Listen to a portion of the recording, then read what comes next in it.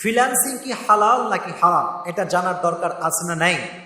মনে রাখবেন, প্রতিটি বিজনেস এবং প্রতিটি কাজে দুইটা ভাগ আছে।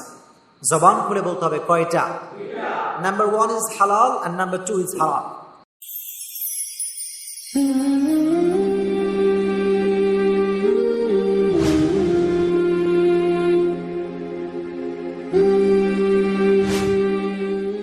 যেহেতু এখানে ম্যাক্সিমাম ইয়াং পিপল আছেন, এজন্য আপনাদের বোঝা আরো বেশি সুবিধা হবে ইনশাআল্লাহ। প্রথমে একটি বিষয় আমি আপনাদের সামনে উল্লেখ করতে চাই, সেটি হচ্ছে ফ্রিল্যান্সিং কতটুকু জায়েজ কতটুকু না জায়েজ।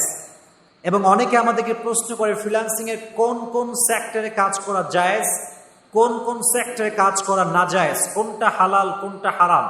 এই বিষয়গুলো আমাদের জানার দরকার আছে না নাই?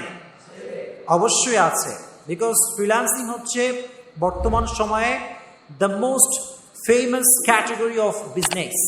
গোটা বাংলাদেশে একটা প্ল্যাটফর্ম রয়েছে ফ্রিল্যান্সিং এর জন্য, এবং অনেক যুবক, অনেক মেয়েরা, অনেক ছেলেরা ফ্রিল্যান্সিং এর কাজ করে। এরকম যুবক যুবতী আছে না নাই? অনেক আছে, অহরহ আছে বাংলাদেশে। এজন্য আজকে আমরা প্রথমে যেই ম্যাটারটি আপনাদের সঙ্গে শেয়ার করতে চাই সেটি হচ্ছে ফ্রিল্যান্সিং কতটুকু জায়েজ, কোন কোন সেক্টর জায়েজ, কোন কোন সেক্টর না জায়েজ, এটি আমরা আজকে জেনে বাসায় ফিরে যাব। সকলে বলেন ইনশাআল্লাহ। ফ্রিল্যান্সিং হালাল নাকি হারাম এটা জানার পূর্বে আমাদের জানতে হবে the basic concept of freelancing.